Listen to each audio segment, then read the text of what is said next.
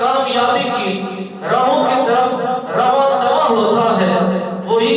اس کا ٹھکانہ ہوتا ہے، وہی اس کا مقصود ہوتا ہے۔ اللہ نے ان کو ایسا مرتبہ، ایسی شان عطا فرمائی ہے۔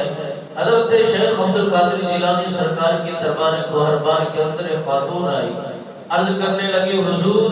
میں اتنا پریشان ہوں کہ میرا بچہ پڑھتا نہیں ہے، دین اسلام کی طرف راغب نہیں ہے، اور اس کا دل دماغ بالکل کام ہی نہیں کرتا۔ آپ سرکار نے فرمایا اسے ہمارے مدرسے میں بٹھا دیا جائے، بس کچھ بھی نہ کرے، وہ بیٹھ کر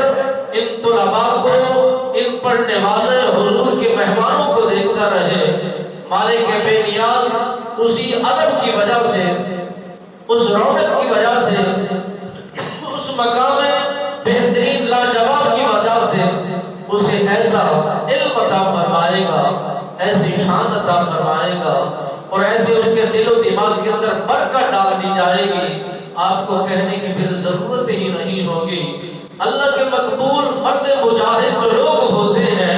ان کی درگاہیں ہوں، ان کے مدارس ہوں، ان کی تدریس کا سلسلہ ہو، ان کا حلقہ احباب کے دوست احباب ہوں، ان کی مجالس و محافل میں بیٹھنے والا، قربت میں رہنے والا،